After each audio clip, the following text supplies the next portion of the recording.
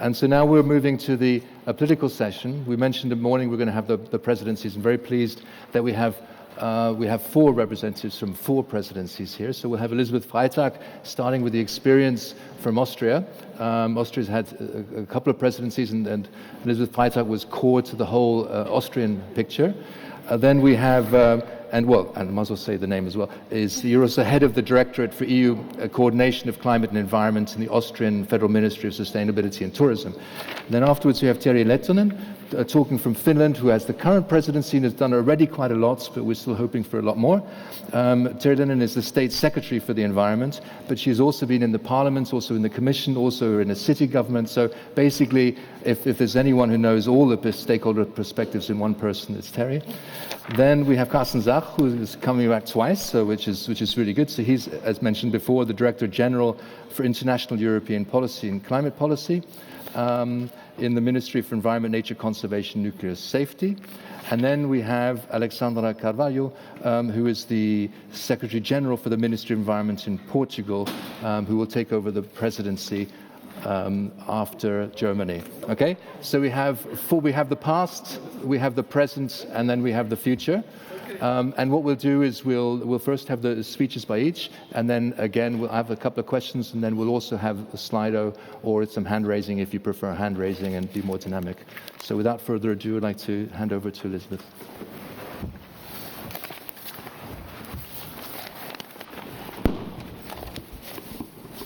Good afternoon. Thank you very much for inviting me to this conference. It's always nice to come to Berlin, and it's always very nice to attend EEB conferences.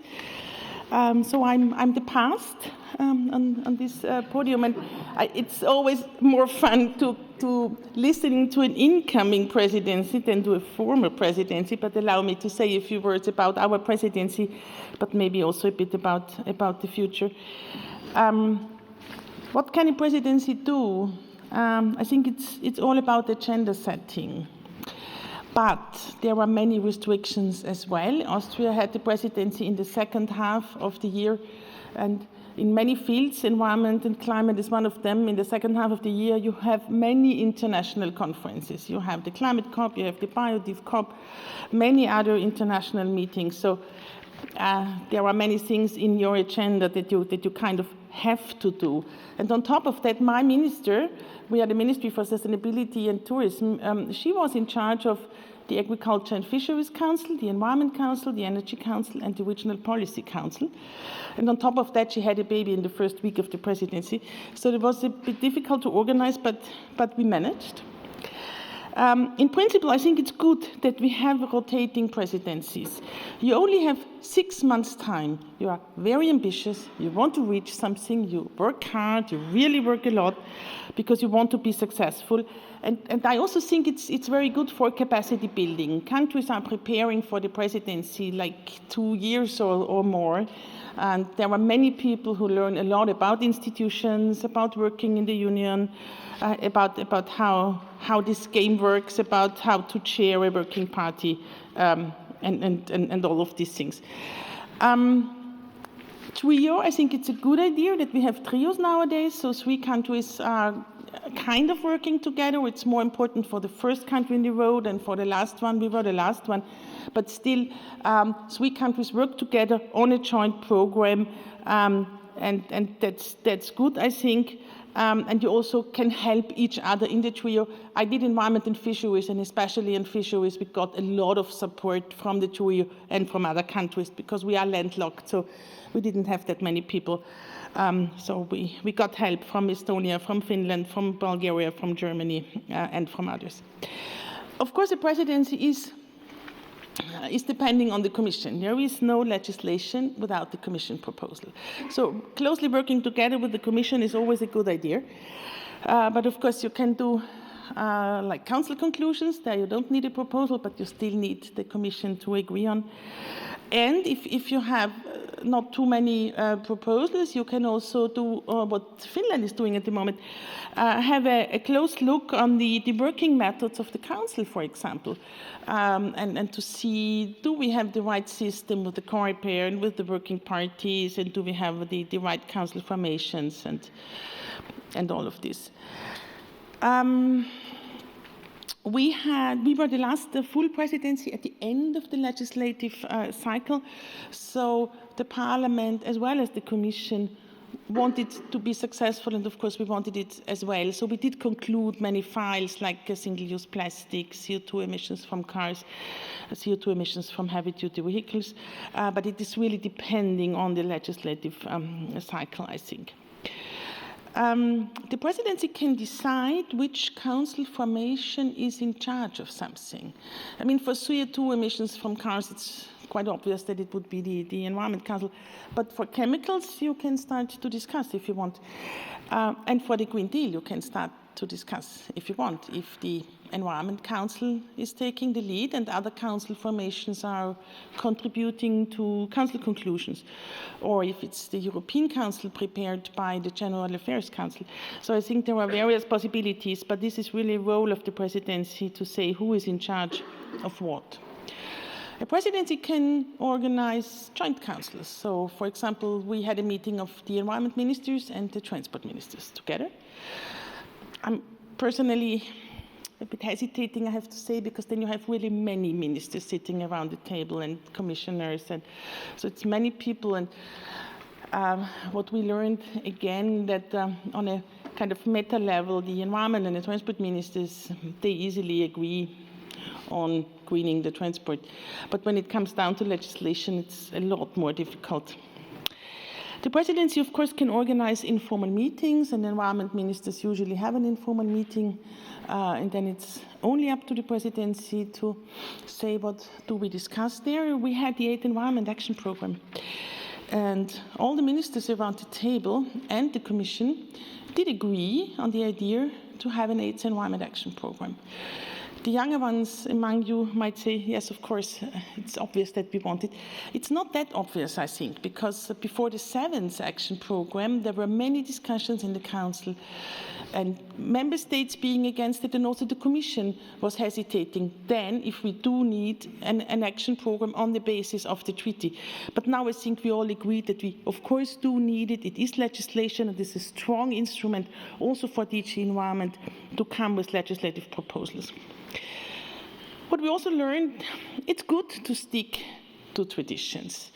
So if we always have like 5 languages in the informal council, it's good to stick to 5 languages. When we had the first presidency, there was a minister calling us and saying, I'm sorry, but, or a colleague of the minister saying, my minister doesn't speak any of your 5 languages, and we wanted to be polite, and we said, oh, no problem, we offer you a 6th language. And all the other countries came and said, either we get our language as well, or we don't participate. So, okay. So this is learned a lot about diplomacy. And I think it's also good to stick to traditions like inviting the EEB to the Council, inviting the Parliament to the Council. That is also what delegations would expect. We learned it's good to have a minister who has a lot of knowledge and experience with the institutions. My minister was 10 years in the European Parliament, and she knew a lot about trilogues. She knew a lot more than us, and she said, I tell you, if I as a minister go to the trilogue, then the Parliament would be ready to continue negotiations, and maybe they would not if not the politicians but the civil servant is sitting there. So I think it was good that she had this knowledge from the past. For the future, I think that it's good that climate is that high on the agenda, of course. It's good that we will have a Green Deal that brings, again, climate higher on the agenda. It's, of course, good, as Karsten said this morning, that it's the first vice president who is in charge of the Green Deal and who is in charge of climate.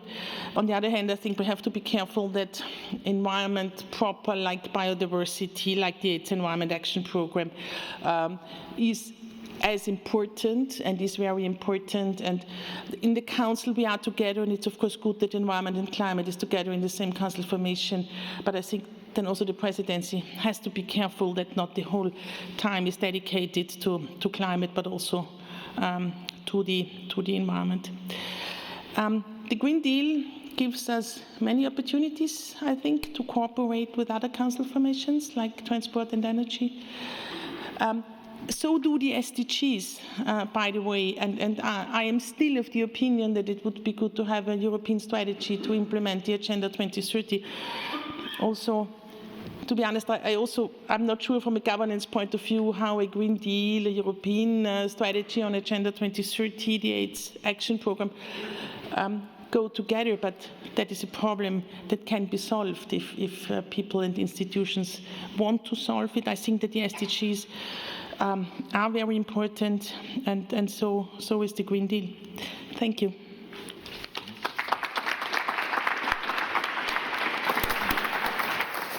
Thank you very much. We'll do all the questions at the end so we can get the nice thread across the four. So now to have Terhi Lehtonen from Finland. Thank you, Patrick, and thank you for inviting me here to join the EEB annual conference. It's a real pleasure to be here. I worked with many of you in previous roles, and I have great respect for the expertise and commitment you and your organizations represent. You're all painfully aware of the environmental challenges at hand, be it biodiversity loss or collapse of ecosystem services, toxic pollution, or climate change. The systemic nature of the challenge should be the starting point for making European policies during the next 5 years. You have asked us how governments can set the agenda for a greener Europe and how governments can chart the course. Now, you've invited us here as representatives of the presidencies, and in the context, like my colleague already said, in context of the presidency of the European Union, the governments are to a large extent bound by the timing of other processes and circumstances. So, for example, in the Finnish case, we took over the presidency at a time of institutional change, right after European elections and time of formation of the new Commission, which is still not finalized, as you know. In these specific circumstances, and also after our own government entered into service only in June. So in these specific circumstances, we gave ourselves 3 priorities: advancing EU's global leadership in climate action, ambitious work for biodiversity post-2020, and advancing circular economy. As regards climate, we wish to advance the process to reach a common agreement on the main elements of EU's long-term climate strategy before the end of the year, as was requested by the European Council, i.e. Committing to climate neutrality by 2050 as the EU. On our second priority, biodiversity, the harsh truth is that we're severely lagging behind our goal for stopping the loss of biodiversity, both in Europe and globally. The problem is not the goal, it is the implementation. Habitat loss, unsustainable practices in the ways we manage our land and waters, and the increasing use of natural resources are crucial parts of the problem. During the Finnish presidency, we prepare for the upcoming negotiations on biodiversity, as well as give clear input for the EU post-2020 biodiversity framework in the form of Council conclusions. We have also sought to advance EU work on circular economy. We feel very strongly that a move to a circular economy is part of the systemic change that we need and a key tool to tackle greenhouse gas emissions and pressure on natural capital. Coming back to the initial question, how can governments set the agenda for a greener Europe? Aside the role of presidency of the EU in facilitating agreements on legislation and vocalizing consensus between ministers on some pressing issues, I think there is a key role also for governments as first movers or front runners.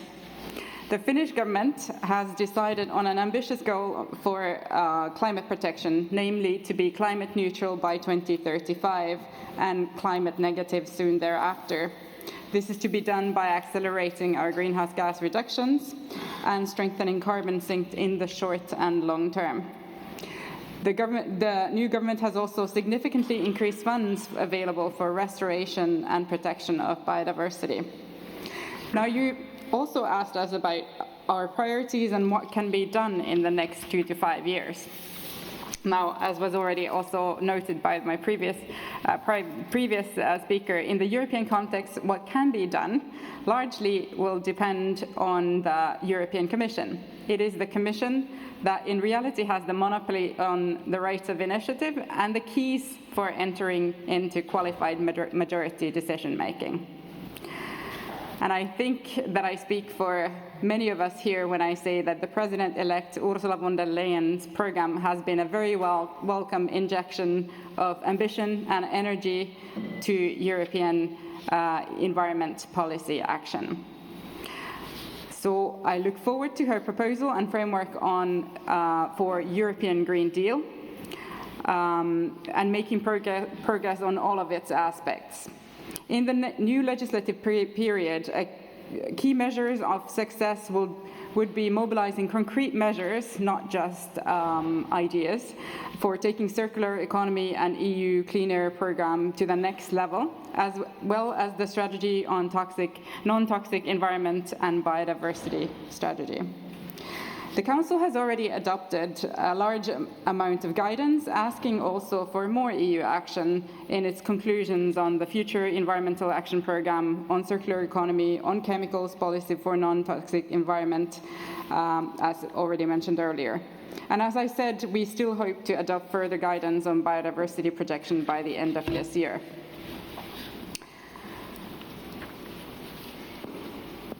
But just as important than advancing on the concrete measures on these concrete measures will be to ensure better alignment of other policies like the common agricultural policy and the use of the rest of the EU budget and financial instruments to the environmental goals.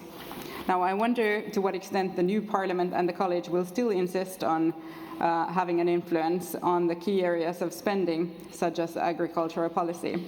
Remains to be seen, I think. Now, friends, how to measure success?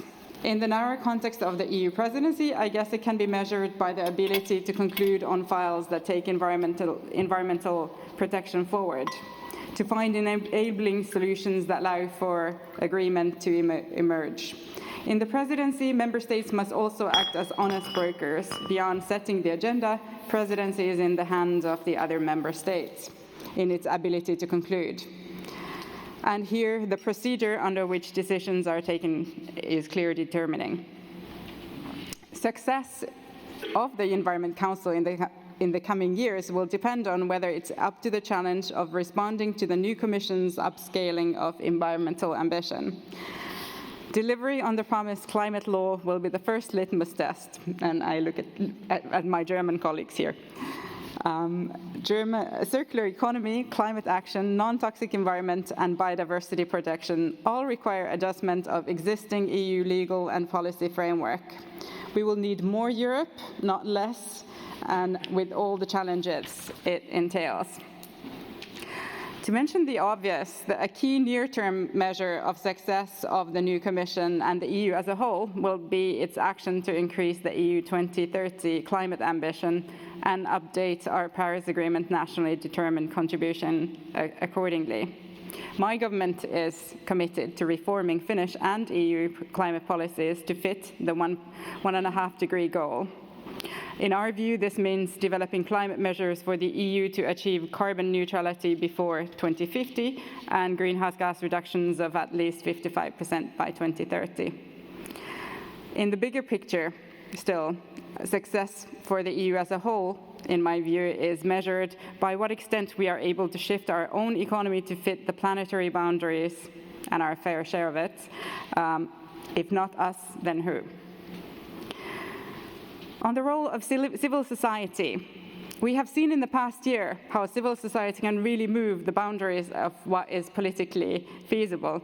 I think somebody recently described the situation and compared it to a bottle of ketchup.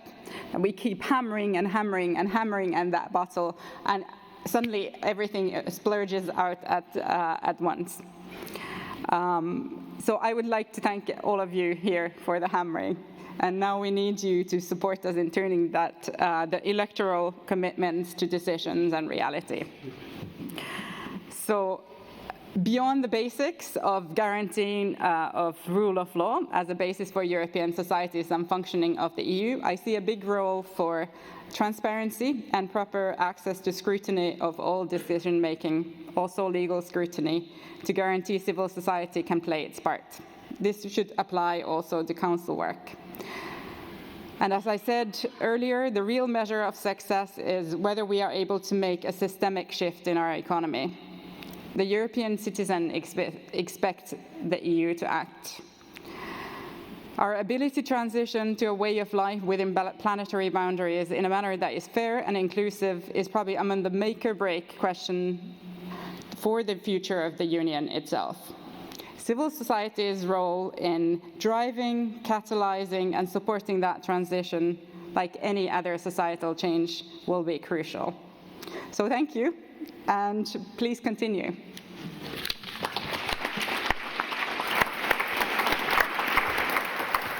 Right. Thank you very much, Terhi. Now for Karsten.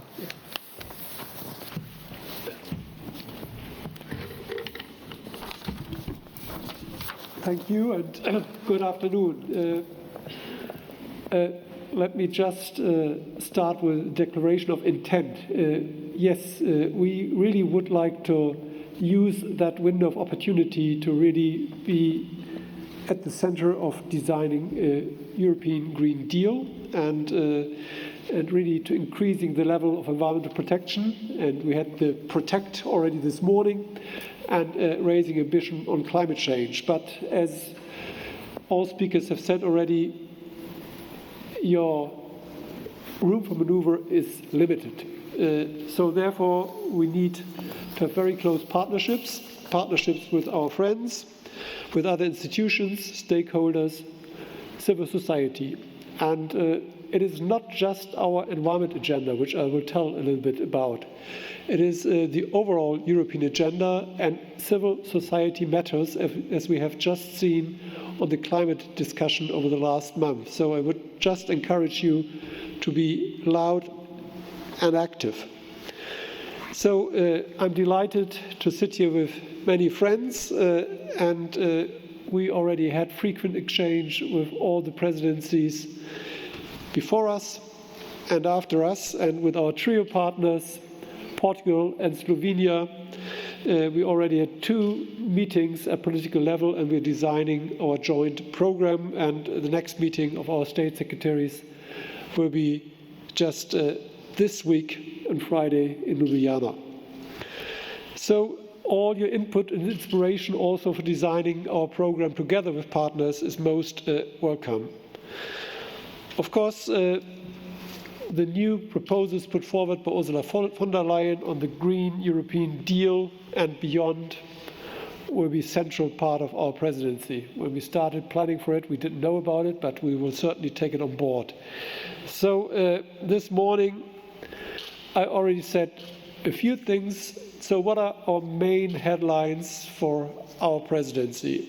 The first one, fighting climate change, just shifting our world towards being climate neutral by 2050 is just one megatrend. There's one big megatrend, in both in our coalition treaty and in the papers by Ursula von der Leyen. You see a lot of mentioning of digitalization, which will just reshape our societies. What you don't find is the link between sustainability and digitalization, and that will be the main topic of our informal Environment Ministers' Council in July next year in Mainz. Unregulated digitalization will be a stressor both on resources, on equity in our societies, but framed in the right way, it could be a big opportunity as well. And that's where we would like to just put some suggestions forward in discussing it and putting the environment and sustainability at the core of that agenda, which is just sidelined for now. On climate action, I spoke already this morning. I think the starting point is getting early agreement on Europe being climate neutral by 2050 at the latest. And we hope that that will be solved beforehand. But what we will have on our agenda is certainly the draft EU climate law, so the basic law, and enshrining that climate protection is not just a political wish, but it's a legally binding priority of the Union.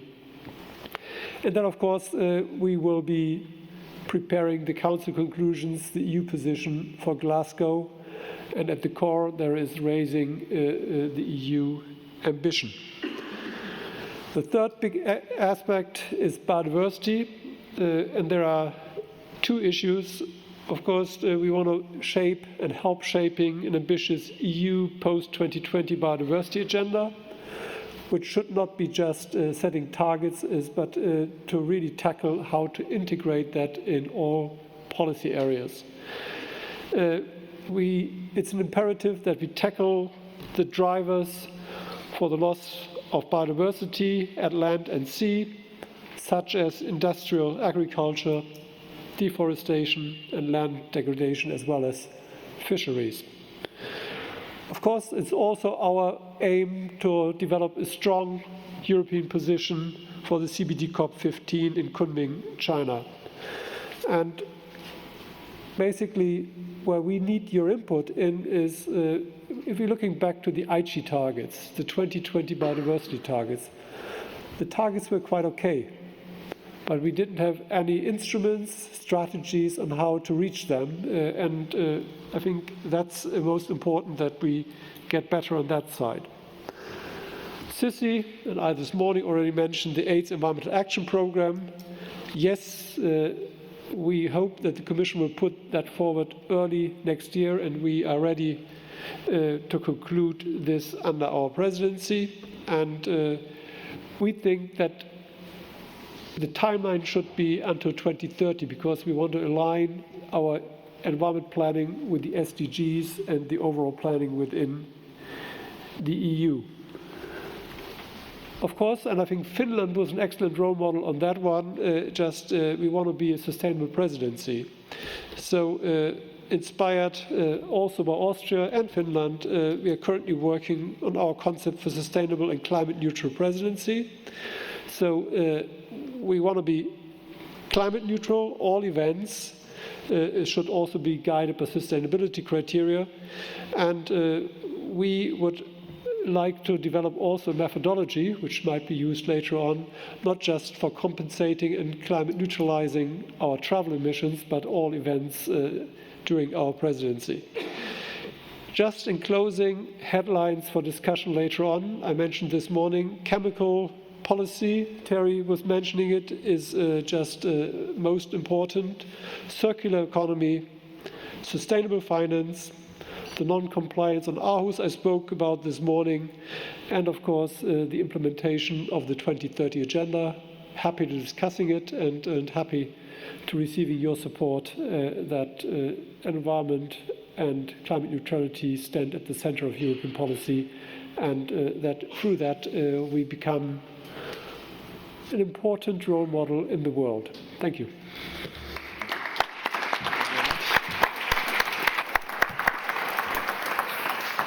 Now, Alexandra Carvalho. Thank you.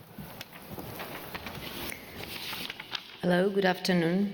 I don't think I have a very easy task, because there is not a lot to be said, but I'm going to try to keep up your attention. Thank you. First of all, thank you very much to the EEB. It's a great pleasure for me to be here. It's great. Thank you for the kind invitation. And yes, I think you are you all together are doing a great job. You always did for some time in EU policy making and implementation, and also the assessment of agreed policies. So a big round of applause for you. And I think, picking a little bit on what Elisabeth said, this conference can be a very good example of the goal 17 on our SDG, the SDG 17, that advocates for stronger global partnerships. Indeed, only with good partnerships and coordinated action at global level, we can succeed in addressing the interconnections among environment policies. And I think this conference, with all your support, is a very good example of that. So I don't need to tell you the challenges that we have. You all know a lot about them, and we all feel the challenges every day. The world, as we know, is at risk. Droughts are spreading, wildfires are burning, and I'm talking specifically also about my country. We have droughts every year since 2015, just saying that the earliest years. We had terrible forest fires in 2017, really tragic. But every year we have increasing forest fires. Glaciers are melting, seas are rising, oceans are acidifying, corals are bleaching. Soon we will have more plastic than fish at sea, and I could go on, as you know. Notwithstanding, it's my firm conviction that the most important conclusion one could draw is that it's not too late. It's not too late, but we need ambition and we need to go very fast. Nature can be conserved, restored and used sustainably, while simultaneously meeting other global societal goals through urgent and concerted efforts fostering transformative change. While current policy responses are important, they have not stopped massive biodiversity loss, increased emissions, and it's only realistic to conclude that most environmental goals and targets are not be achieved if we continue the business as usual scenario. As such, it is fundamental to act with a sense of urgency and to implement concrete measures in order to address our common goals. Clearly, and challenges.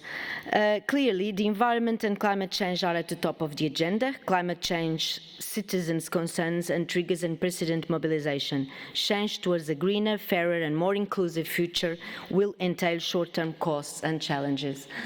As you know, and I think this is happening all over Europe, but in Portugal as well, environment is on the top of the political agenda, is on the top of the environment, is on the top of the our new European Commission, and it's on the top of the agenda of all political elections that we have now. So in October, Portugal elected a new government, so we have parliamentary elections, and for the first time we moved from one person that represented the Green Party. We don't have exactly a Green Party, but we have a party for animals and conservation, and they passed from 1 deputy to 4. This is happening everywhere, I think, in Europe, and it's very good that it's happening.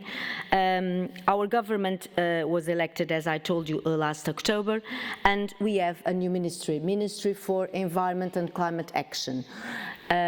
It's not only a change in name, because now the Environment Ministry has not only environment as normally environment, climate change, conservation of nature. We used to have energy. We have energy in there.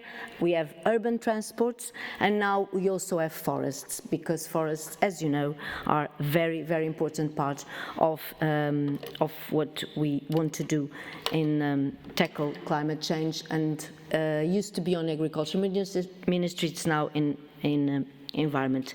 In Portugal, as I told you, climate change is a very real concern today, since it's one of the most vulnerable European countries, and the impacts are already affecting people's lives, among other, as I mentioned, tragic the fires, the drought, and of course the coastal erosion. For this reason, in Marrakesh in 2017, Portugal took the commitment to reach carbon neutrality by 2050. More recently, a roadmap for carbon neutrality was approved, delivering on the commitment taken in 2016 by establishing a clear path to reach carbon neutrality. This roadmap established a strategic vision to promote the decarbonization of the economy and assure the energy transition towards net zero emission in 2050 as an opportunity for the country based on a democratic and just model of territorial cohesion that will foster economic growth and the efficient use of resources. Achieving carbon neutrality in Portugal has a positive impact on national economy and job creation, fosters investment and creates greater economic dynamism. So, about the presidency and about what we can do, except for everything that Karsten already mentioned, which are actually, we are been working with priorities together with the Slovenian colleagues and German colleagues. We are the first semester of 2021, so very much we are just between the two. So very much that what we do is going to depend not only about the speed that the new European Commission is going to present the new proposals, but it's going to also be dependent on what our German colleagues do. Of course, we are fully in line with all the priorities that Karsten mentioned. I'm not going to tell all about them. I think there is only one that Karsten didn't mention, so I will mention, which is water management. Pressure on water resources is very, very huge, as you know, and it tends to be aggravated by climate change. So we are a country that suffers a lot from drought, so we will put that on the agenda. Also, I would like to mention a very critical issue for those which are cities and our territorial cohesion. It's one of the priorities of this government, is territorial cohesion, because the forest fires that we had are also very caused by the desertification of the interior and the abandonment of the forests. So we're going to put that as a priority on our agenda, and also the mobility, urban mobility, and new kinds of urban mobility.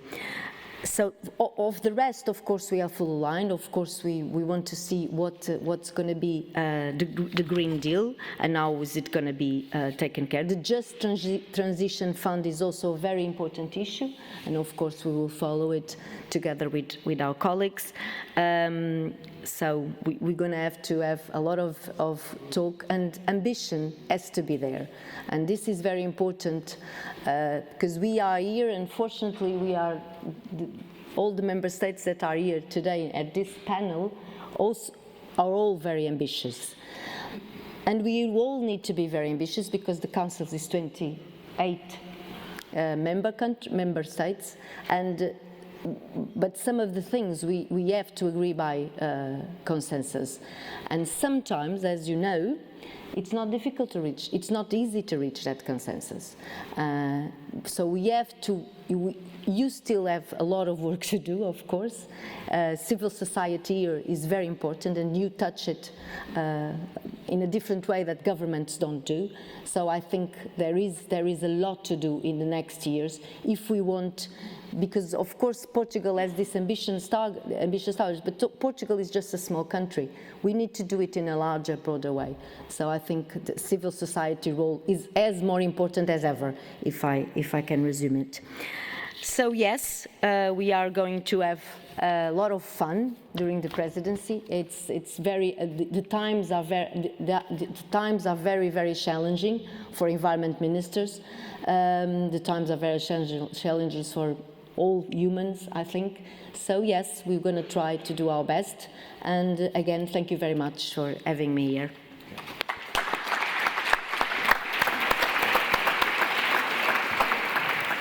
Okay, muito obrigado. Okay, what we'll do now is I'll ask one question for each of the panelists, but then in the meantime, while you're half listening to the question and fully listening to the answers, you can start thinking of the questions that you want to ask as well. So I've got one question for each, first of all. So first to you, Susie, what are you most proud of having achieved? What's the one thing that you said, I might not be able to achieve this, but I achieved this?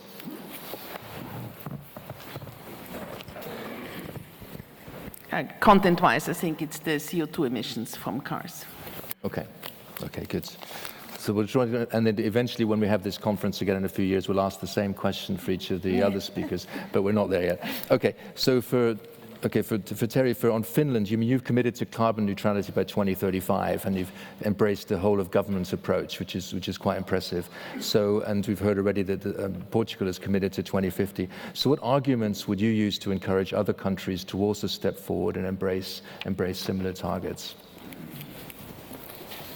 Well, I'm not sure if my arguments are necessary even, because I think this is where we've committed to the Paris Agreement, and we've committed to pursuing 1.5 degree, limiting the global warming to 1.5 degrees, and then we have done, so how we ended up with this 2035 commitment is the advice of our scientific panel, which looked into what does that goal mean for Finland, and more or less, there's of course a little bit different ways of looking at the global effort sharing, but this was their advice, and I think that was the reason why the politicians were able to put their heads together on this number. So it's a necessity where we have to go, and somehow this going for net zero, going for climate neutrality also concentrates minds. You know that you're going to go to zero. And that means that all sectors will have to look into going to zero. And then the remaining will have to be solved by increasing our carbon sink. So, yeah, so that was where I think it's also the fact that there was the civil society movement. This is probably what concentrated minds of the politicians to come to this agreement. Okay, thank you very much. Okay, to Karsten, Sach, you mentioned quite a lot on digitalization, and it's still, it's a complicated issue. So we all know a little bit about some of the risks, but to be positive, what about the opportunities? What would you see as the things where it can make a difference in a positive way?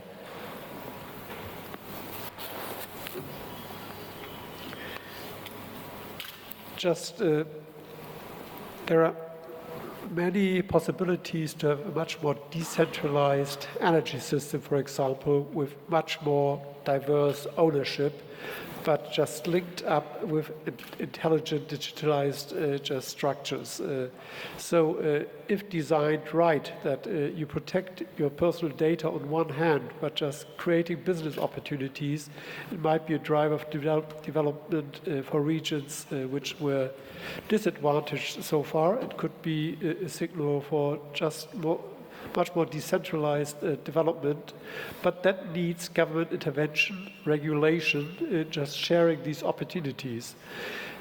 If we let it unregulated, you come to features like we see it now in blockchain, that you build one data center after the other, so that you have huge rebound effects in energy use.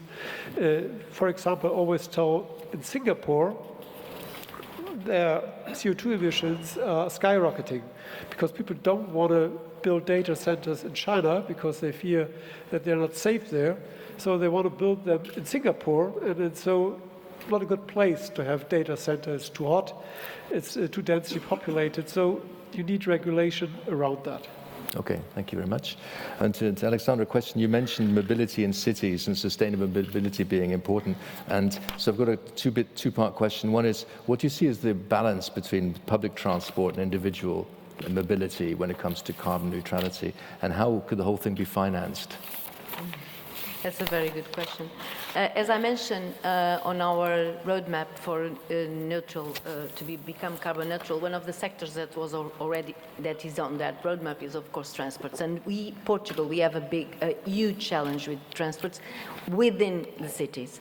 Public transport was something that previous governments didn't really invest that much. So we really need, and now 5 years, I can say now for 4 or 5 years, the government is finally investing in public transport, because this is a case where you really need to invest. Public transport was, for a country like Portugal, which is a small country, even between cities, it was really something that didn't add a lot of investment, so they changed this paradigm, and it is important. We have to have good transports, and you need good transports, you need good trains. And within cities is the same. I'm not talking about boats. So you need public investment, that's definitely. And of course, you're also now looking at other kinds of mobility, soft mobility, improving the way that Lisbon, for instance, if you know, it's not a very easy city to cycle, but now with all these forms of new mobility, the electric motorcycles, the electric scooters, etc., all of that is now past.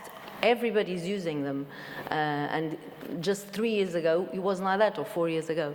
Of course, here you need not only the public investment, but you need private investment, you need technology going, and that's you have it. And I think Lisbon is a very good case of how things are moving so fast. But yeah, you really need the win-win approach, public and private. Okay, thank you very much, Karsten. Yeah. Could I just add, public transport in inner cities is another good example where digitalization could help. Yes. Connecting different modes of public transport to replace the ownership of a car in inner cities, creating new spaces through better communication, and that, of course, needs regulation as well, that you get all modes of transport together and not just have one app for the German railway and for other modes of transport. Okay, interconnectivity, okay. I wanted to add to your question what I'm proud of, because I didn't mention when I was speaking before that we very much appreciate the role of NGOs, of course, otherwise I wouldn't be here probably. But we managed on occasion of the informal council, that was the Joint Council of Environment and Transport Ministers, to also organize a huge public event in the city where we had the council, and we also managed to organize an event that was organized by the EEB and the Austrian NGOs together with Commissioner Canete and the then President of the Environment Committee in the Council, Mrs. Valjan. And I think it was a good idea that in parallel to the ministers we had an NGO meeting, because I also do appreciate, of course, your role and the citizens' role as such. Okay, we won't disagree with that. Okay, so over to you now. So let's have some questions, and then afterwards we'll look at the other ones. But let's have 3 questions first. There's a gentleman in a white shirt in the middle over there, and where are the other hands? There's one at the back afterwards. And please introduce yourself as well and say who you are. Thanks, Patrick. Stefan Scheuer, with the International Chemical Secretariat, and also working with the EB in a coalition with industries on energy savings. So I would like to get to 2 points.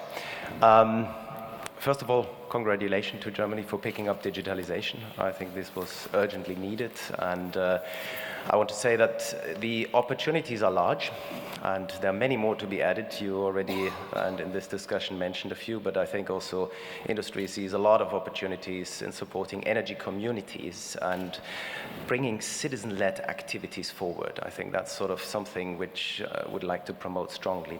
But given that you're from the Environment Ministry, often you end up with having to regulate the bad things, and you mentioned the data centers. So yes, please do make a move, try to get onto the data centers. We need something at the European level, a horizontal BREF guidance which becomes binding, which makes sure that data centers, digital infrastructure, stops wasting energy and resources. We need to get them to task, and they have the money. They can do a lot more than what they do now. So please go ahead with that. Triggered by Terhi on the leadership required from presidencies, also towards Germany directed now. NECPs is something we're all looking at, the bottom line for our climate ambition, to get it right with the 2030 targets, to get at least the ambition right towards them, and then build on them in the rather soon next step. Germany is struggling with energy efficiency, particularly to get its ambition up. So really calling on you to make sure that this is not forgotten, that the proposals currently discussed here are much too low, and what possibilities you have from the environment side to come in there and step them up. And final, very general point maybe to all the discussants here is about the disclaimer you have put up about presidencies having it quite difficult because you wait for the Commission to make proposals. What do you think about von der Leyen's pledge to give a right of initiative to the European Parliament? Okay, you're getting your money's worth in your questions there. Very good. Okay, in the back. Jella Vossen, Deutscher Naturschutzring. and also EIB Vice President. I have a question concerning the MFF. It is designed under the Juncker Commission with the Juncker priorities. And now we have a new commission, or we will have a new commission soon, with new priorities. What has to happen to get the MFF redesigned to the new priorities of the European Green Deal and the climate goals and so on? Okay, that's an excellent question. Not very easy to answer, I'm sure. Is there a third question so we can take a batch? There's got to be a third question. We'll just wait here for the third question. Right, Nick, please. It's coming. Thank you. Hi, Nick Muller from the Aldersgate Group. I just wondered what the panel's views were around the feasibility of legislating for climate neutral target at EU level while in advance of COP26. So that can have an influence on how COP26 goes and what other emitters commit during those negotiations. Okay, thanks. Right. Okay, thank you. So let's answer these set questions, then we'll go to some others. But so I don't know who wishes to answer first. Please. I will be trying to be short because I could say something on all five of them. Just on digitalization. Yes, we should have state-of-the-art descriptions through breath notes for data centers as well. I agree with you. But just more general on digitalization, it is, we all agree that it's just turning our world upside down. And if we don't connect that with the SDGs and with our climate neutrality call, we are lost. And that's why we were that amazed that these two things were not thought together. Probably there are at least as many challenges as there are there are opportunities. I agree with that, but that's a typical situation where you need policy intervention. And our advisory council, the WBGU, did quite a good study, and we will be presenting it in Brussels because there are some this Wednesday when my minister and myself will be going to Brussels and touring the cabinets to get that into other agendas than just our agenda. On energy efficiency, probably it's for Terhi, but you are absolutely right that we haven't developed the instruments to really driving energy efficiency. We are far behind. We are trying to shifting that through inter alia incentives, but it's much deeper. We have a booming building industry nowadays, and we need to triple, on the other hand, our renovation rate. So we need to have much better training, much more modular building in order to be able to just fulfilling just our targets within real life. On the question on right for initiative,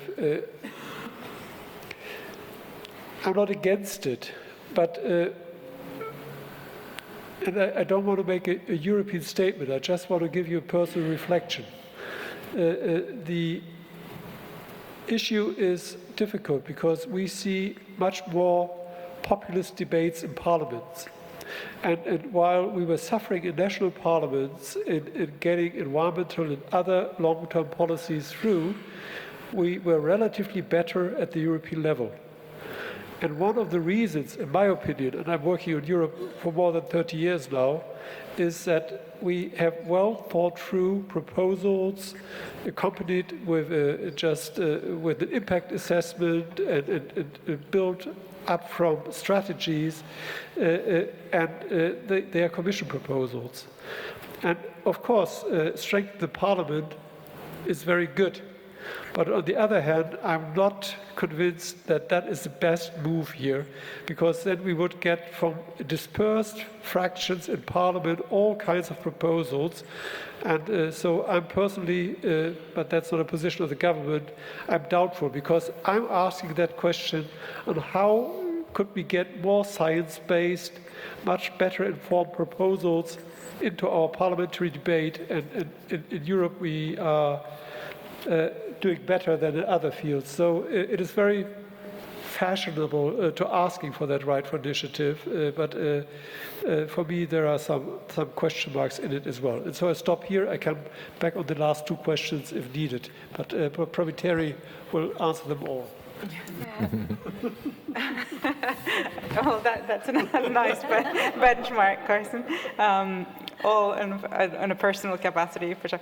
No, thank you for the lead on the NECP and energy efficiency, and the question was for Germany. But I will just give the disclaimer to Stefan and for others that for our government as well, the final NECP unfortunately will not be a complete picture of how we achieve our 2035 climate neutrality. We've had a couple of months in office, and we need to do the serious business of actually analyzing and doing the scenarios and deciding on a palette of policies and measures. So all of that will not be there. So that's a bit of an unfortunate message to pass. But I'll have to.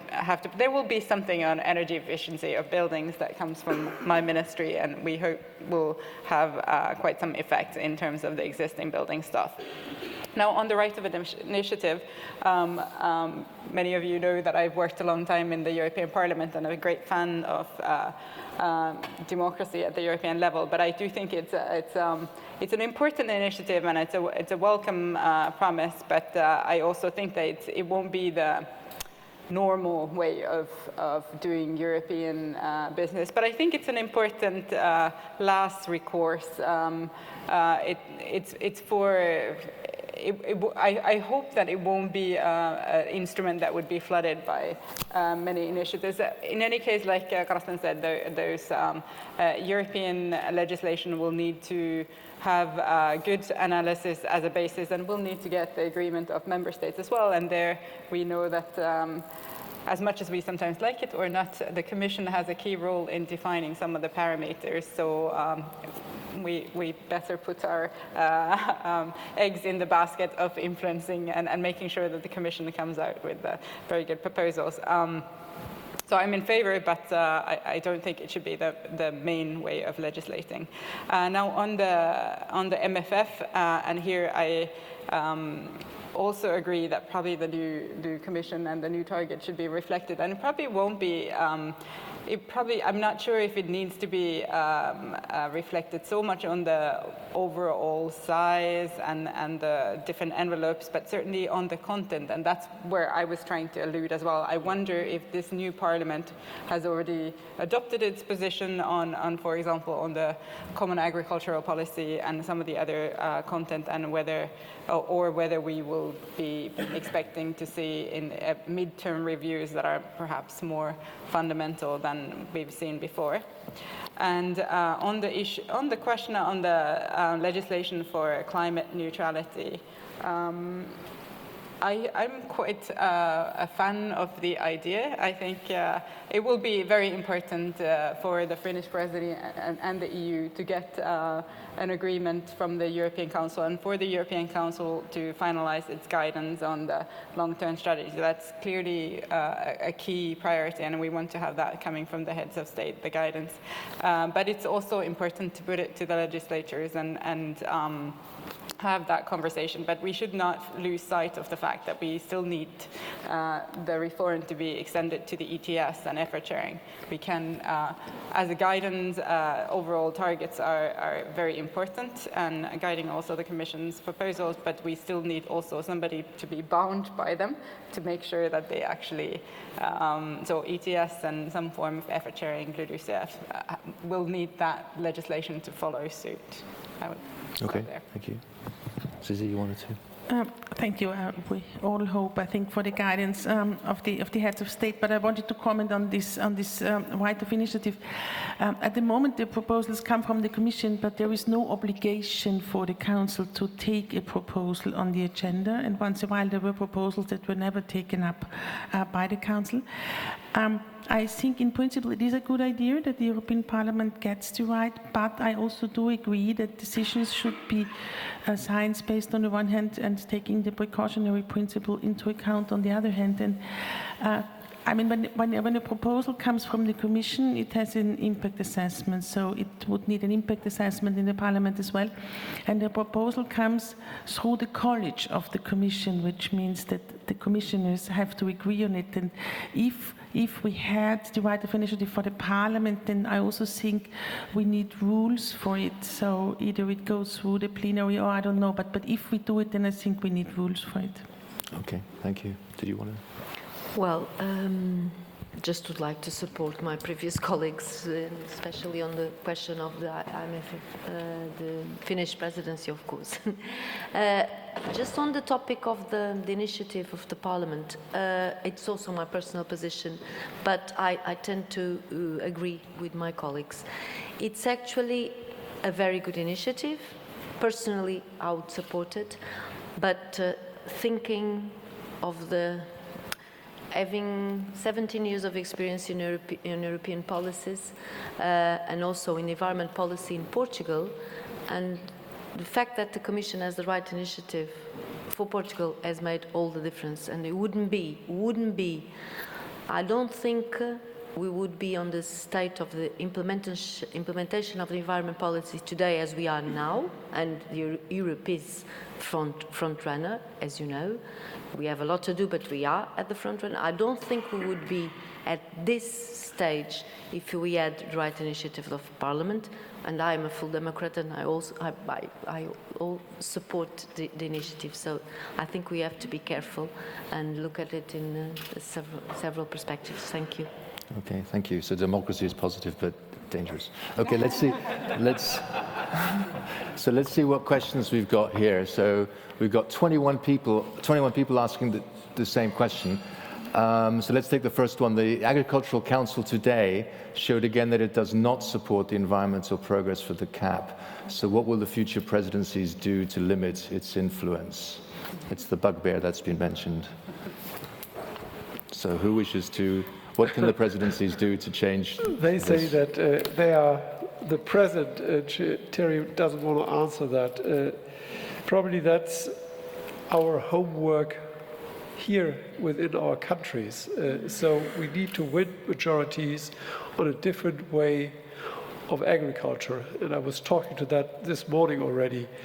And I think we have a vast majority of people who want to change course in the way we produce food, but it doesn't come through with our agricultural ministers. And so I think I would want to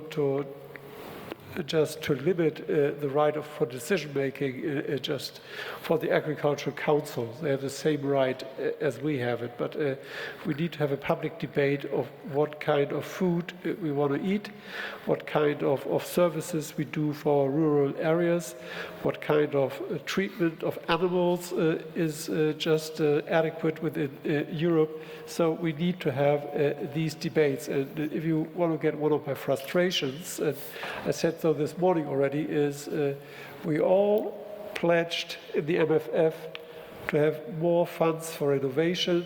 We pledged to have priorities to the areas where Europe can make a difference, and the negotiations in the MFF as well in the Agricultural Council lead to a conservative approach, just financing things which have been financed in the past and which led us into the wrong direction. And that's, I think we need more campaigns on that one, and we need to bring it to the highest level. Because we're praising ourselves of being ambitious. We see that for ambitious countries, very often, because the only way just to deal with the region's performed, you get very structurally conservative approaches, but it's not. Yeah. We have to fight for it, and we have to fight for another European budget. Okay, good. Let's take a next question. We don't need to have 4 people answering the same question. So the next question is, the Austrian presidency hosted a growth and transition conference, and the Finnish presidency as well, a Beyond Growth in Germany. So maybe, I think this question from Nick Maynon, so maybe if you want to say a little bit more about the question and raise the question, otherwise I'll speak too much. So if we have a microphone here.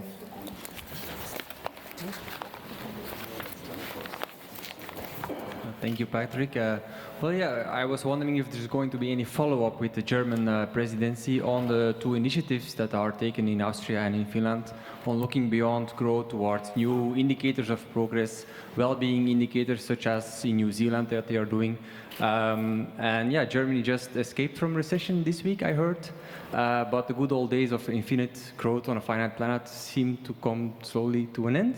So we should maybe plan for something for a new future where we can still have a socially just economy, but not focused on that GDP growth. So the question is, what's the future presidencies, what are they planning to do around that topic? Not really.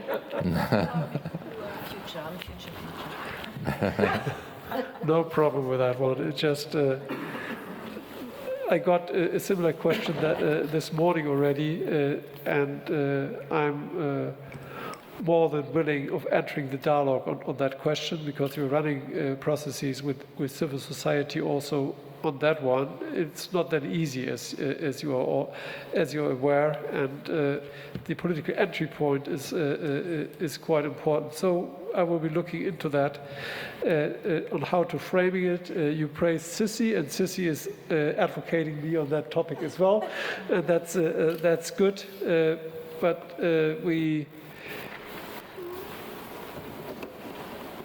probably I want to be frank, and I've been dealing with that in the European Environmental Agency and in other issues for ages. So my top priorities will be very concrete policy decisions, and I pledge support to creating new kinds of indicators at the European level.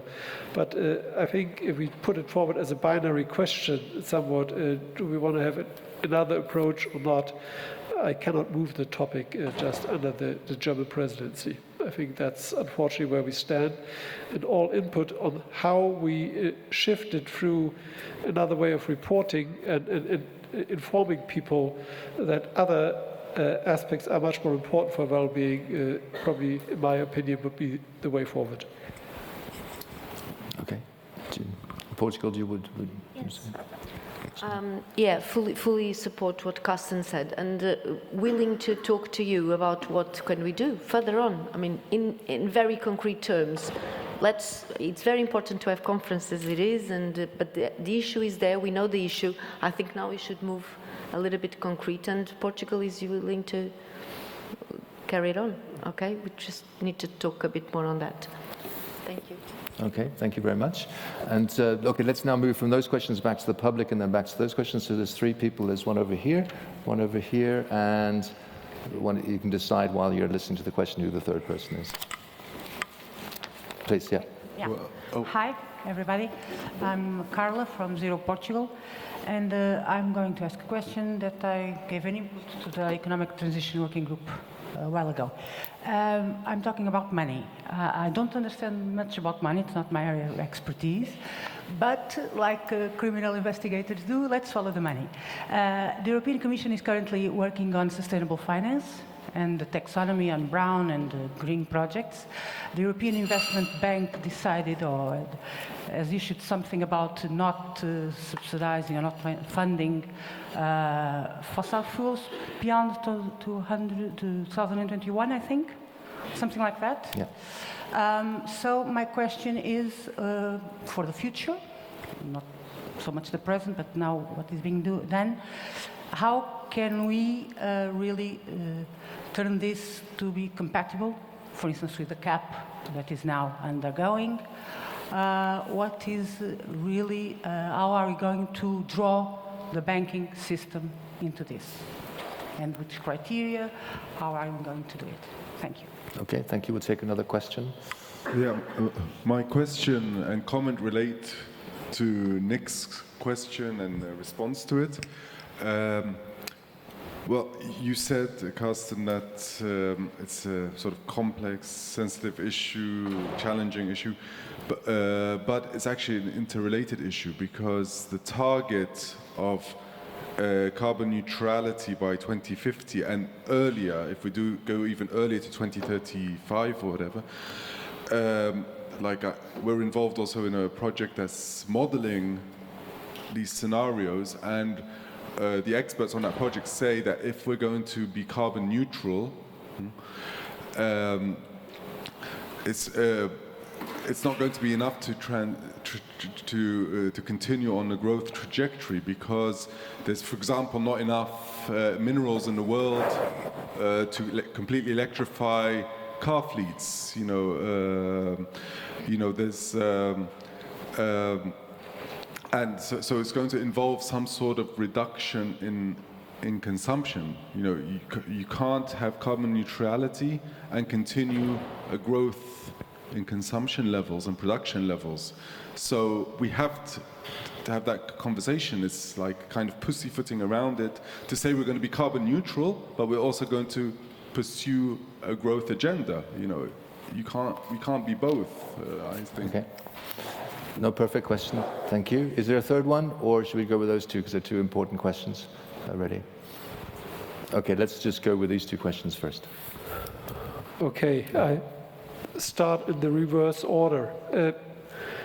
In places like this, I have been advising as an NGO, Eastern German NGOs when the GDR still existed. We had that very discourse. And I was that hesitant because if we move this agenda forward, that at that level of generality, we will be losing out. Because my colleagues just see growth as a precondition just for our relations with third countries and within our societies. So I'm very much being just very cognizant of the rebound effects and of what it means for our targets. I think we need to get much more specific debates on that questions. What kind of transport we need, what kind of, within the limits of the planet, circular flows of material in order to be capable of creating additional wealth. And it is important to have these kind of conferences, but we need to break it down because we started with the 2020 agenda that we wanted to have some additional criteria to the GDP. And I was discussing with the former head of Eurostat one and another time on how to do that, and it was too political. And I was talking with them on indicators, not about a revolutionary shift of the system.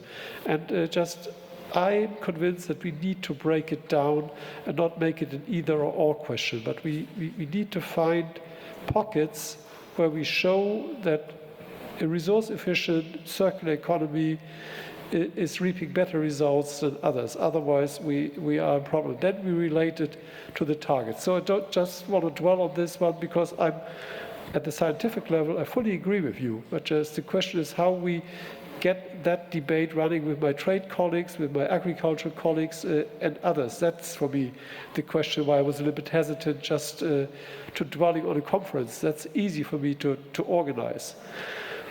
On the other question on taxonomy and also on the lending guidelines, I think that the lending guidelines agreed by the board of the EIB last week were just a big success. Now we need to operationalize it because there's still some work to be done of what it means for the portfolio outside Europe, etc., and to break it down. I've just been to China, so I think just if the EIB considers itself to be best in class, a climate bank, just getting operational manuals up and running, just distributed, because if you have that kind of operational manuals, you get the private sector in as well. So on taxonomy, as well, you're well aware that we only have 2 out of 6 criteria now fulfilled. I'm personally a big friend of starting now with just the 2 climate criteria, well aware that we still have some other sustainable development dimensions missing, but from the task force on climate-related disclosure, it is hell a lot of work just to make me and my colleagues understand the finance community and vice versa. So translating our modeling, be it on the mitigation or adaptation side, into fiscal terms needs a lot of granular work. And I think that's what we need to do right now. And I think we had quite extraordinary achievements over the last 9 months on that one. And we need to just now put it down and move things forward. Sustainable finance will also be one of the priorities for the EU-China summit I mentioned last week, because it's not just an inner EU debate, but it's one which just reaches out. But I could talk on that for quite some time, but I'll let it here. Okay, thank you very much. Susie, you wanted to? Yeah, I wanted to add to this growth agenda. The growth in transition project is exactly about what you say, Karsten. It's about breaking it down to what kind of transport, what kind of energy, what kind of economy do we want to have. And it is not so much about do we want growth or not. It is more about an economy that should respect the environment, should respect climate, and should be aware of its social consequences. And then the economy can grow or cannot grow. But then growth in GDP terms is not the goal. So we are not against the economy to grow. We just think it's not a goal to grow. And I ask myself, if we fulfill the president-elect's idea that we now, as countries, report on the SDG implementation in the European semester, if it does change the European semester then, because at the moment the European semester starts with the annual growth report, and growth is the goal there. But the goal of the SDGs is not growth, so it's now kind of, is the frame the SDGs, and we change the semester, might be a good idea. How do we report, apart from the fact that we don't have the indicators in the semester? Yeah, that's work to do. But Terhi, you wanted to say? Thank you. That was a very good answers, both. I think as well, I think we share some of the worry and analysis, but at the same time, you don't want that debate to divert from actually adopting the climate targets and goals that you want. You don't want them to be conditional on something on GDP. When it comes to, we're talking about the EIB and taxonomy and finance and then CAP relations, I think maybe there isn't a direct link, but on the other hand, there would be many things that in agriculture you could do to improve also climate and environment. And so there's just, I think it's about the setting somehow the conditions right, and we're certainly trying to do that also, and we have some good commitments in the government to use also budget money to improve carbon or climate measures in the land sector. So it's certainly measures that usually we're all fans of. So let's hope that more of that will be in the future also funded to the EU funds. And just to contribute a little bit to this, I think we're all around this debate about what you account for, or what you measure is what you manage and what you get. So I think, and there I would also think that even if we don't have another replacement of the GDP, but maybe we start accounting for other impacts. I was recently talking to a forestry company who says that they have put forward a goal for themselves in their own forest to be biodiversity net positive by 2030 in their management of their own forest. And I was just wondering, how come this isn't already a requirement for all of our managed forests, at least the certified forests? Why isn't there a requirement for them to be biodiversity net positive? And on natural accounts, or should we develop better accounts for natural capital? And I know that the risks that we see and monetizing nature and so forth, but I mean, when we assess the impact or the performance of companies, shouldn't we assess how they perform on those natural accounts? Okay. Yes, just very quickly. Well, I'm fully support what was said, and just to tell you something, we were doing this in Portugal, the roadmap for carbon neutrality, and there were 3 scenarios were studied. For an economy like Portuguese economy, there's not a lot of industry, and the scenario that the economy was growing more is actually the scenario where we become carbon neutral in 2050, which is not relevant if the economy grows more or not, but in this case, it was studied, the scenarios were there, and this was the scenario. So, I mean, I think we have to talk about this, of course, but we need to not let this debate just jeopardize other goals that we know that, because if the economy is not going to grow if you have no people living in the planet, I mean, further away, that's what you need to argue. About sustainable finance, we really are developing in Portugal some work with our bank sector as well, there's a long way to go. The talks are not easy. Finance ministers also, we're talking. So yes, it is something that we really are commitment to do and to go further in trying to achieve more results. Okay, thank you. Okay, thank you very much. We've still got time there's 2 questions here that have got over 20 endorsements by other people. So first, I don't know if Raphael, you want to ask yours, and then Jan Peters that, and then we'll have a response, and then we'll head towards a wrap-up. So Raphael, it's a mystery question, you can't see it, and you have to... Thanks. This question also mainly goes towards Mr. Sach. First of all, thank you. You stressed that there is the need for an ambitious biodiversity strategy as well. That's good to hear from one that is mostly dealing with climate negotiations. But I was wondering then, shouldn't we have, as biodiversity community, the courage to also ask for a biodiversity law, such as the climate community is doing at European level, with binding restrictions like, I mean, for the climate debate, you see that we all approve the idea of phasing out coal. Shouldn't we also ask in the field of biodiversity for giving space back to nature, so a certain percentage, binding in a law, and I mean concrete measures by law? Reducing pesticides and so on. Okay, thank you. And then from Jan Peters, wherever right over here. Someone's run away with the microphone. And this is probably this is. Yeah, thank you.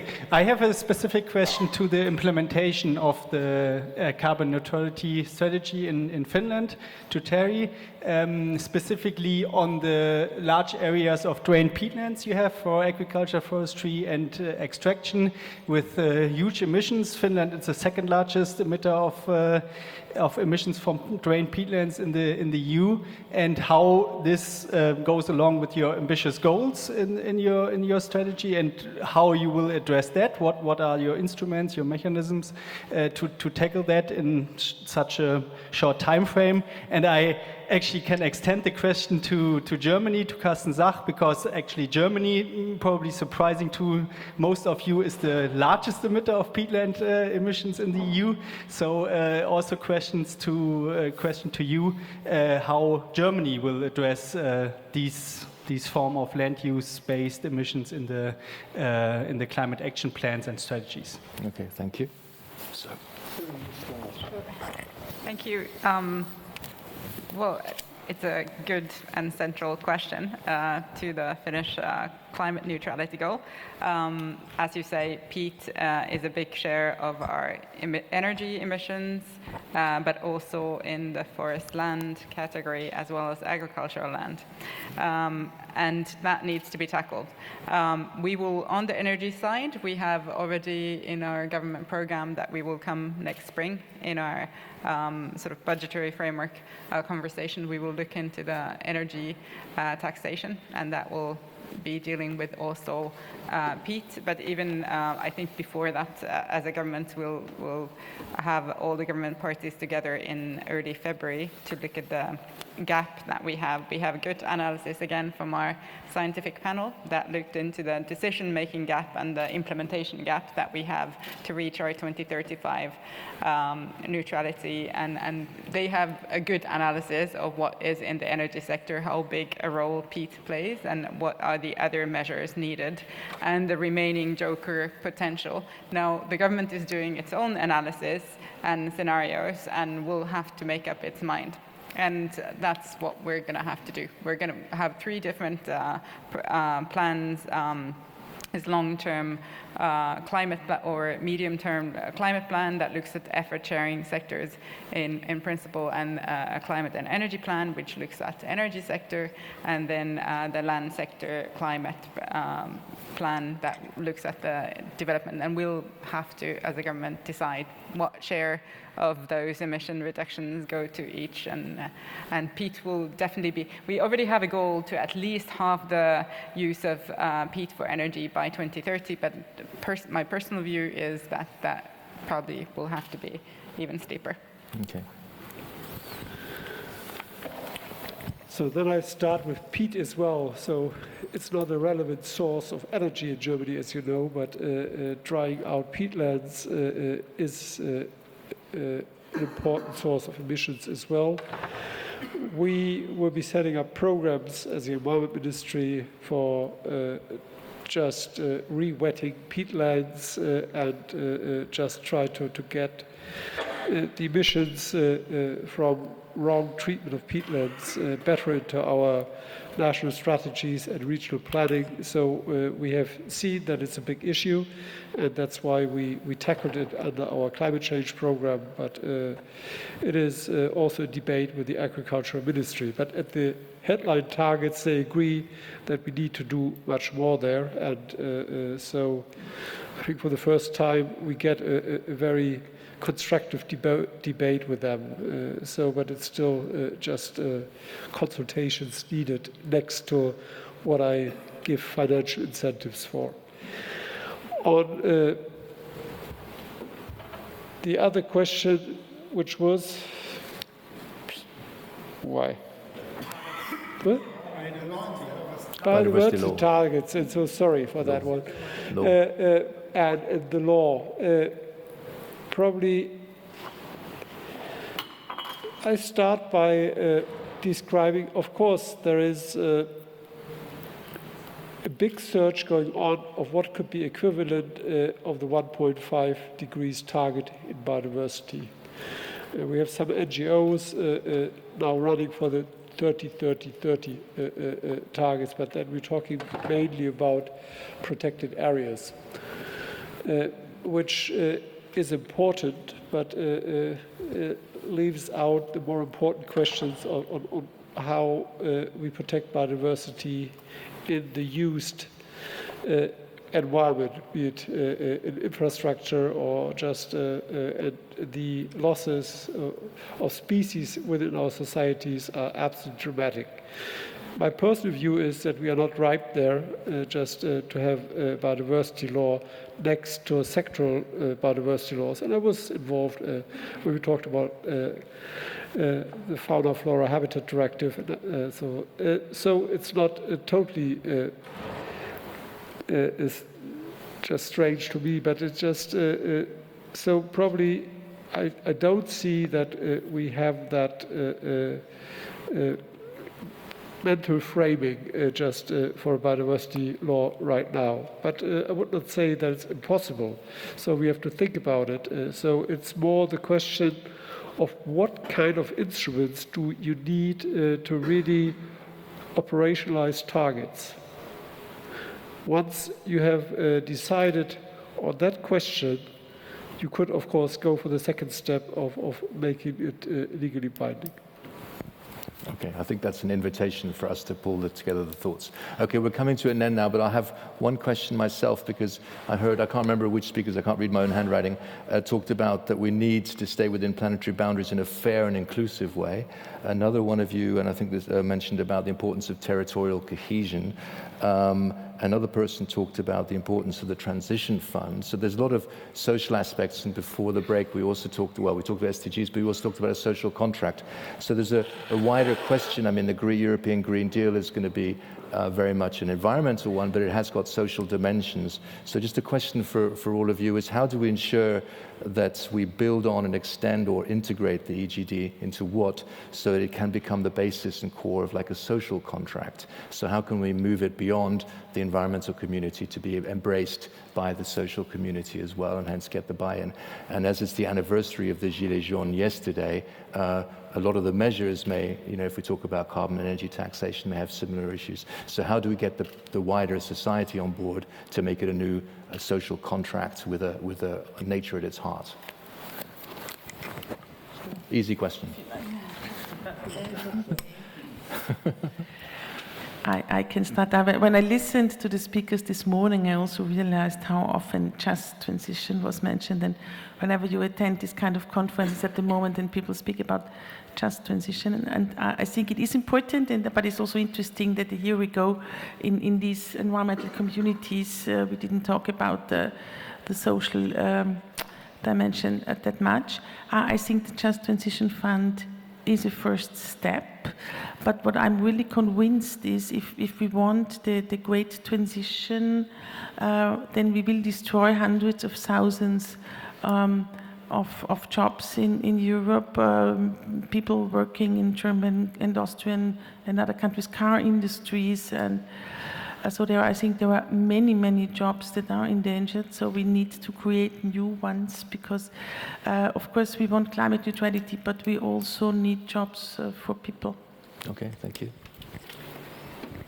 I think it's also been in our new government a very clear agreement that we need this climate target and we need to implement it, but it cannot be at the expense of the families or lowest income. And while we also completely agree that the new economy will be better and it will also have jobs, but it might be not, and we've come to the realization that it might not be the exact same people immediately. So there needs to be some form of transition, and you have to acknowledge that issue and you have to have measures to deal with it. And we're thinking about,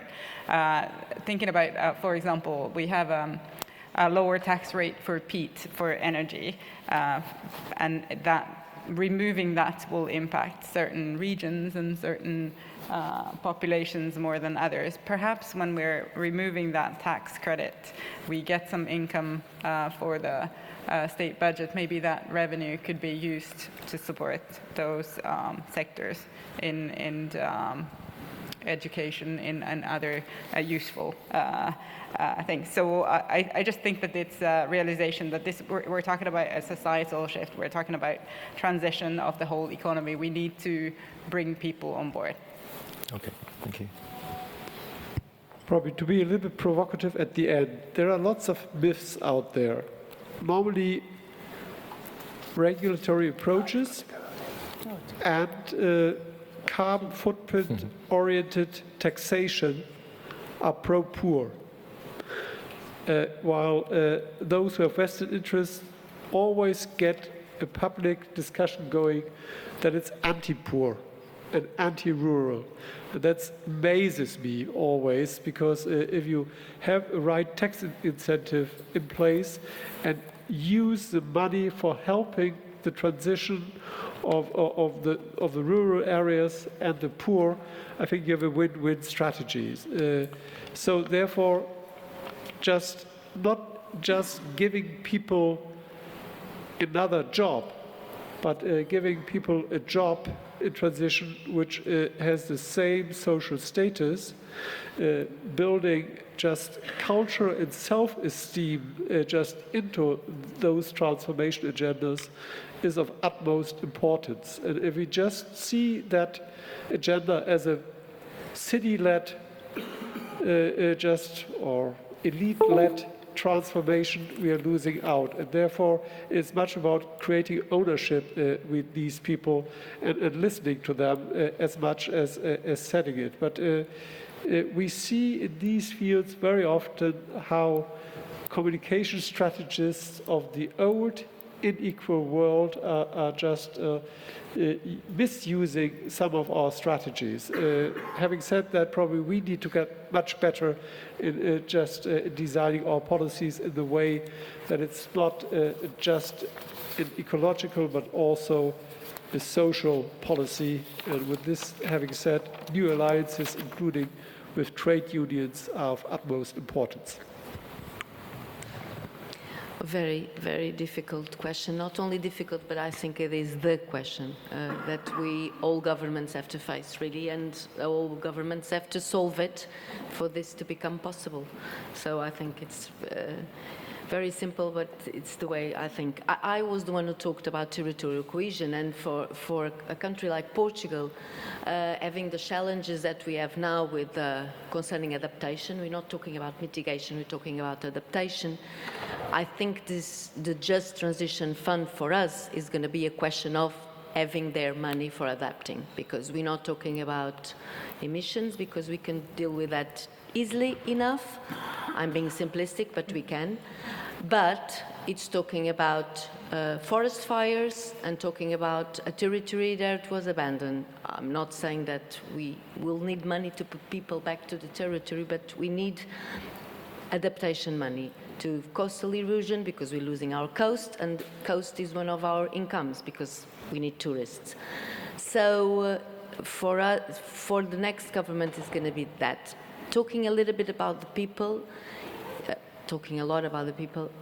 Yes, actually, we need a different way. We, as environment, I'm talking now about environment, we need a different way of putting these questions on the table. And yes, it is possible for a country like Portugal to grow more if we have this a neutral carbon economy. We have lots of challenges. We have the circular economy challenge, but we can do better there, and we can create more jobs. Governments really need to tackle this. There's a lot of issues, and I think basically we need to do it, and we need to show the people, and people need to understand that it's the only way through, and maybe it's a different kind of job, and maybe it's a different kind of but they're going to have jobs. Yes, they will have jobs. I'm pretty sure that they will have jobs. So thank you very much for the question. Okay. No, thank you very much for the four panelists. And just one other thing is just to, we've now had a bit of depth on four presidencies. In the background, in the conference website, there's a background paper on the trio presidencies. It talks about what Finland has already achieved. It talks about 10 ideas for what Germany can do, what 10 ideas for Portugal to do.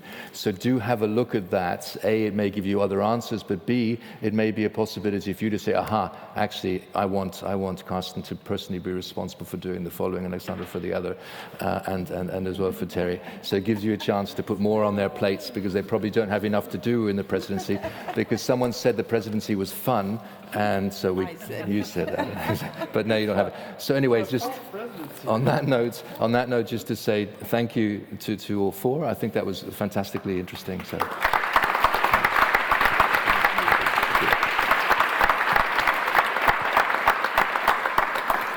And now for the continuation, what we've got is Patrizia's going to come up, and all of you worked hard around all these round tables. We hope that this innovation for a conference was interesting for all of you. And now Patrizia will say a few words on what lessons we've learned from that. And then we'll have Tony Vidan. We'll have some questions and answers. We'll have Tony Vidan as well coming to say a few words from an NGO in Croatia. So we also have the other perspective. So thanks again for the last panel. And Patrizia. Yes.